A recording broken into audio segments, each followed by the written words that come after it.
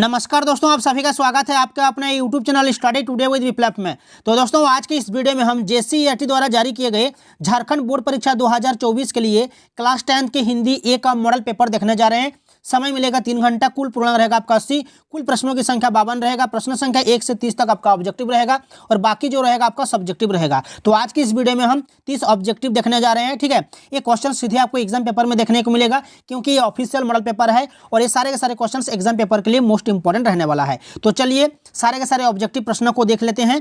पहला जो क्वेश्चन रहेगा आपका अपठित बोध से रहेगा। एक गद्यांश देखने को मिलेगा। ठीक है, अपठित बोध से यानी कि आपकी किताब से बाहर रहेगा। ठीक है, अपठित बोध का पहला गद्यांश यहाँ पर दिया हुआ है कि आशा से भरकर जीवन को देखो तो निराश और नकारात्मक दिखाई देने वाली जीवन का मार्ग साफ और गतिशील दिखाई देना आरंभ हो जाएगा। तो इस तरह का जो भी गद्यांश रहेगा आपको अच्छी तरह से पढ़ लेना है। पढ़ने के बाद नीचे आपको प्रश्न देखने को मिलेगा।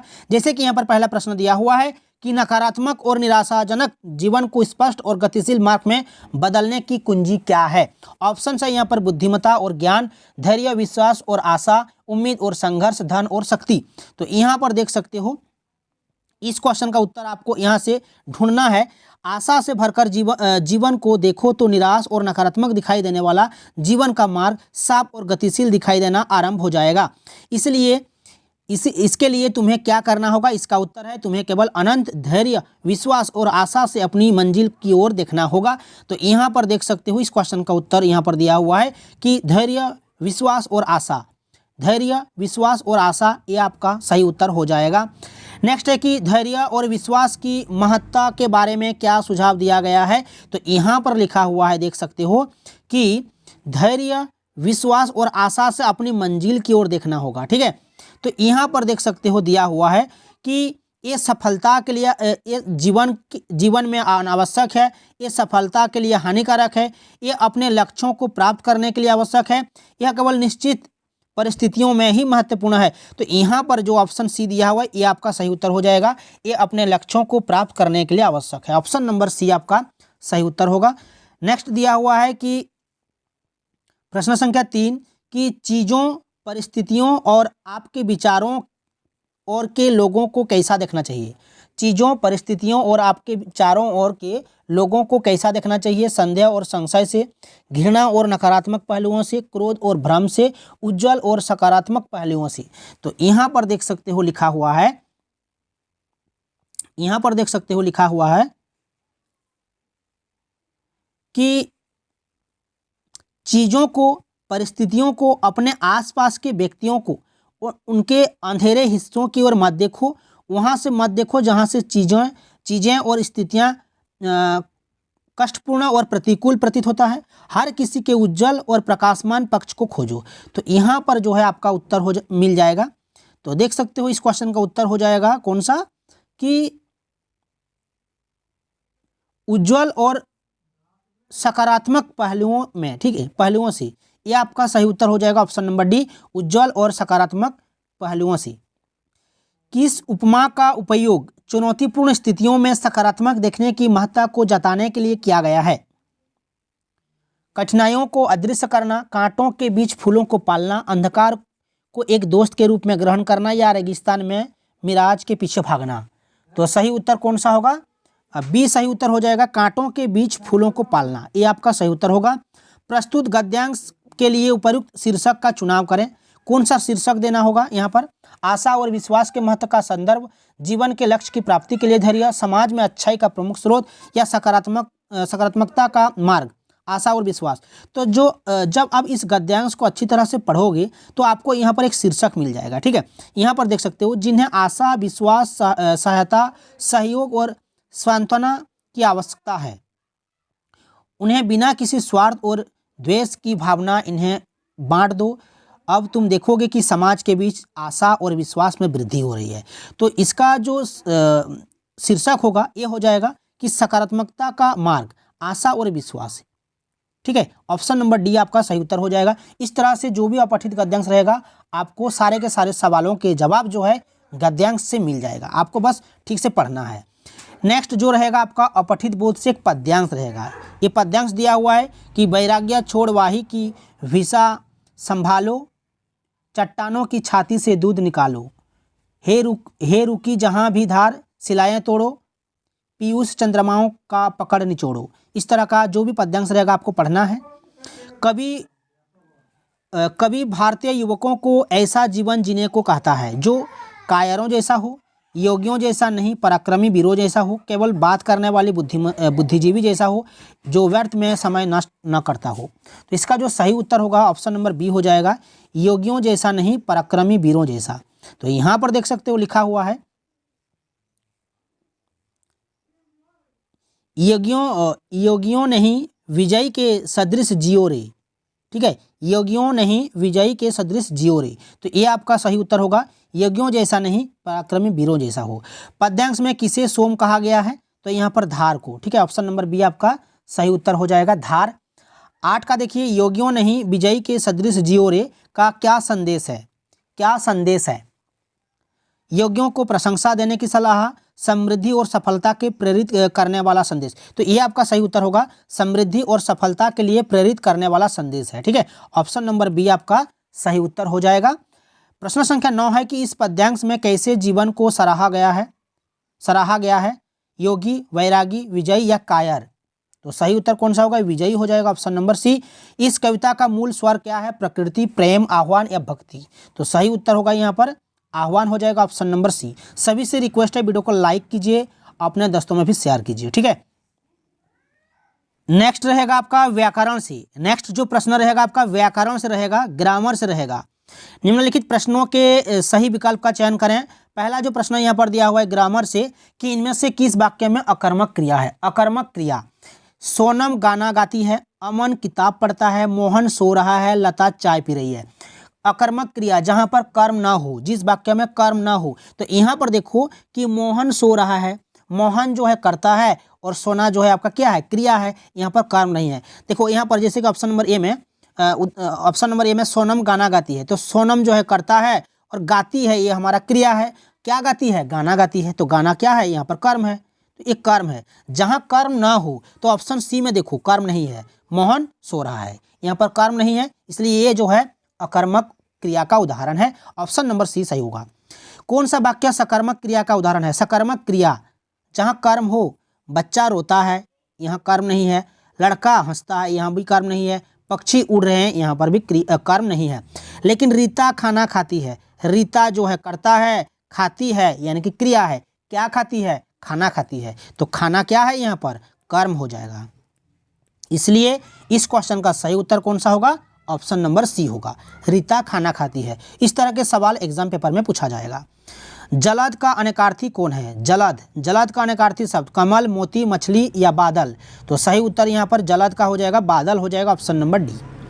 नेक्स्ट है कि दो पदों या शब्दों के मेल से बना तीसरा पद क्या कहलाता है? दो पदों या शब्दों के मेल से बना पद क्या कहलाता है? संधि, समास, उपसर्ग या प्रत्यय? तो सही उत्तर होगा समास, ऑप्शन नंबर बी सही उत्तर हो जाएगा, समास। नेक्स्ट है कि यथासंभव कौन सा समास है? यथासंभव, ये जो है अवैभाव समास है। समास से जो है प्रश्न पूछा जाएगा, ध्यान दीजिएगा, समास से प्रश्न आएगा आपका। ठीक है, तो इस क्वेश्चन का सही उत्तर होगा ऑप्शन नंबर ए हो जाएगा। नेक्स्ट है नीला है जो कमल, नीला है जो कमल, नीलकमल किस समास का विग्रह है? तत्पुरुष, कर्मधारा या वैभव या बहुब्रीहि? ये जो है आपका नीला है जो कमल, नीलकमल, ये आपका कर्मधारय समास का उदाहरण है, इसलिए सही उत्तर होगा कर्मधारय समास। समास से जो है सवाल आएगा, आप लोग ध्यान दीजिएगा। जब वर्षा होती है तब मोर नाचने लगती है, यहाँ पर दो वाक्य है। ठीक है, देखो रचना के आधार पर वाक्य का भेद आपको यहाँ पर बताना है। तो ये जो है आपका मिश्र वाक्य का उदाहरण है। मिश्र वाक्य में एक से अधिक उपवाक्य होते हैं, उनमें एक उपवाक्य प्रधान होता है तथा अन्य एक या अधिक उपवाक्य उस पर आश्रित होते हैं, और भी उपवाक्य परस्पर व्याधिकरण योजक हों, जैसे कि यदि, अगर, तो, तथापि, यद्यपि, इसलिए, ये सब जो है जुड़े हुए होते हैं। तो यहाँ पर जब और तब ये योजक जो है यहाँ पर जुड़ा हुआ है। वर्षा होती है मोर नचने लगता है, लेकिन देखो पहले क्या है? जब वर्षा होती है तब मोर नचने लगती है, जब तब यहाँ पर योजक जो है जुड़ा हुआ है, इसलिए ये मिश्र वाक्य का उदाहरण है। ये आप लोग ध्यान दीजिएगा। जिस वाक्य में कर्म को प्रधानता दी जाती है वहाँ कौन सा वाच्य होता है? जिस वाक्य में कर्म को प्रधानता दी जाती है वह जो है कर्म वाच्य होता है, कर्म वाच्य होता है। ऑप्शन नंबर बी आपका सही उत्तर हो जाएगा। बालक चांद डैश देख रहा है की ओर, क्या, क्यों, कैसे। बालक चांद की ओर देख रहा है, चांद की ओर देख रहा है, ये आपका सही उत्तर होगा। निम्न में से कौन सा शब्द समुच्चयबोधक अव्यय है? समुच्चयबोधक अव्यय शब्द है धीरे धीरे, अरे, अथवा, वाह। तो इसका सही उत्तर अथवा हो जाएगा। समुच्चयबोधक अव्यय जो है जैसे कि और हो गया, तथा हो गया, एवं हो गया, लेकिन, लेकिन हो गया, परंतु हो गया, परंतु, किंतु, इसलिए, इसलिए, तो, मगर, या, अथवा, ये सब जो है समुच्चयबोधक शब्द होता है। तो इस क्वेश्चन का सही उत्तर हो जाएगा ऑप्शन नंबर सी, अथवा, ये आपका सही उत्तर हो जाएगा। चलिए नेक्स्ट रहेगा आपका पाठ्य पुस्तक से प्रश्न रहेगा। पहला क्वेश्चन आपको पद्यांश देखने को मिलेगा। यहाँ पर गद्यांश लिखा हुआ है, यहाँ पर पद्यांश हो जाएगा, ठीक है, पद्यांश हो जाएगा।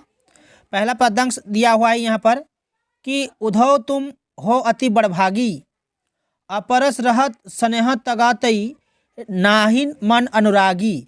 इस तरह का जो भी पद्यांश रहेगा आपको पढ़ लेना है, ठीक है। नीचे आपको प्रश्न देखने को मिलेगा, 4 प्रश्न रहेगा। इस पद के रचयिता कौन है? देखिए ये पद से लिया गया है, ठीक है, पद कविता से लिया गया है और इसके रचयिता जो है यहाँ पर सूरदास जी हैं, इसलिए इस क्वेश्चन का सही उत्तर होगा सूरदास। जितने भी किताब में जितने भी पद्यांश है आपको पढ़ लेना है, आपको कैच करना है कि कहाँ से लिया गया है और किस, और पद्यांश के रचयिता कौन है, ये आपको याद रखना है सारे के सारे। नेक्स्ट है कि गोपियाँ किसकी अनंत भक्त थी? राधा, कृष्ण, उद्धव या सूरदास। तो सही उत्तर होगा यहाँ पर कृष्ण हो जाएगा, ऑप्शन नंबर बी। नेक्स्ट है कि पुरीनी पात का क्या अर्थ है? पुरीनी पात का क्या अर्थ है? पुरीनी पात रहत जल भीतर, ता रस देहन दागी। तो पुरीनी पात का क्या अर्थ है? यहाँ पर सही उत्तर होगा कमल का पत्ता। कमल का पत्ता जो है ऑप्शन नंबर सी आपका सही उत्तर हो जाएगा। नेक्स्ट है कि गोपियों ने उद्धव के व्यवहार की तुलना किससे की है? गुड़ खाई हुई चींटियों से की है, दीपक और बाती से की है, कमल के पत्ते और तेल के मटके से की है, या फूल और भौरे से की है। तो सही उत्तर कौन सा होगा? ऑप्शन नंबर सी होगा, कमल के पत्ते और तेल के मटके से की है, ये आपका सही उत्तर हो जाएगा। नेक्स्ट दिया रहेगा आपका एक गद्यांश। नेक्स्ट रहेगा एक गद्यांश। गद्यांश को ध्यानपूर्वक पढ़ना है और नीचे प्रश्नों के उत्तर आपको देना है। तो यहाँ पर जो भी गद्यांश रहेगा आपको पढ़ लेना है, ठीक है। इस तरह का एक पद्यांश यहाँ पर गद्यांश दिया हुआ है कि बाल गोविंद भगत की संगीत साधना का चरम उत्कर्ष उस दिन देखा गया जिस दिन उनका बेटा मरा। तो इस तरह का गद्यांश रहेगा। पहला जो क्वेश्चन यहाँ पर दिया हुआ है कि बेटे के मरने पर बाल गोविंद भगत क्या कर रहे थे? तो देखो फर्स्ट लाइन में लिखा हुआ है कि बाल गोविंद भगत की संगीत साधना का चरम उत्कर्ष उस दिन देखा गया जिस दिन उनका बेटा मरा। तो इस क्वेश्चन का सही उत्तर कौन सा होगा? गा रहे थे, ये आपका सही उत्तर हो जाएगा ऑप्शन नंबर बी। नेक्स्ट है कि भगत जी का बेटा कैसा था? तो यहाँ पर देख सकते हो लिखा हुआ है कि एकलौता बेटा था, वह कुछ सुस्त और बोदा सा था, किंतु इसी कारण बाल गोविंद भगत उसे और भी मानते। तो यहाँ पर सही उत्तर कौन सा होगा? यहाँ पर देख सकते हो ऑप्शन नंबर डी में दिया हुआ है सुस्त और बोदा, तो ये आपका सही उत्तर हो जाएगा। नेक्स्ट है कि भगत जी की पतोहू कैसी थी? सुंदर और झगड़ने वाली, घर का ख्याल नहीं रखने वाली, घर का पूरा प्रबंध करने वाली, बड़ों का सम्मान करने वाली। तो यहाँ पर देखो लिखा हुआ है कि पतहू बड़ी सुभग और सुशील मिली थी, घर की पूरी प्रबंधिका बनकर भगत को बहुत कुछ दुनियादारी से निवृत्त कर दिया था। तो सही उत्तर कौन सा हो जाएगा? यहाँ पर घर का पूरा प्रबंध करने वाली, ये आपका सही उत्तर होगा। नेक्स्ट है कि बोधा का क्या अर्थ है? मोटा, ज्ञानी, सुंदर या मंद बुद्धि। तो बोधा का अर्थ है मंद बुद्धि वाला, ठीक है, ये आपका सही उत्तर होगा option number D. Next last में जो 2 प्रश्न रहेगा आपका पाठ्य पुस्तक से रहेगा, जैसे कि प्रश्न संख्या 29 में दिया हुआ है कि सांप से डरकर भोलानाथ ने कहाँ शरण ली? विद्यालय में, माता के आंचल में, चबूतरा में या पिता की गोद में। तो सही उत्तर हो जाएगा यहाँ पर माता के आंचल, ये आपका सही उत्तर होगा। लास्ट क्वेश्चन जो दिया हुआ है कि जॉर्ज पंचम की नाक में किस पर व्यंग किया गया? रानी एलिजाबेथ पर, सरकारी तंत्र पर, रानी के दर्जे पर या भारतीयों की मेहमान नवाजी पर। तो सही उत्तर कौन सा होगा? सरकारी तंत्र पर हो जाएगा। ये आपका ऑप्शन नंबर बी सही उत्तर हो जाएगा। तो ये था क्लास 10th के हिंदी ए का मॉडल पेपर का कंप्लीट सोल्यूशन। वीडियो को अगर अच्छा लगा है तो लाइक और शेयर कीजिए और हमारे चैनल में जुड़े रहने के लिए, इस तरह के वीडियोज़ देखने के लिए चैनल को सब्सक्राइब करके रखिए। तो मिलते हैं नेक्स्ट वीडियो में। Thank you.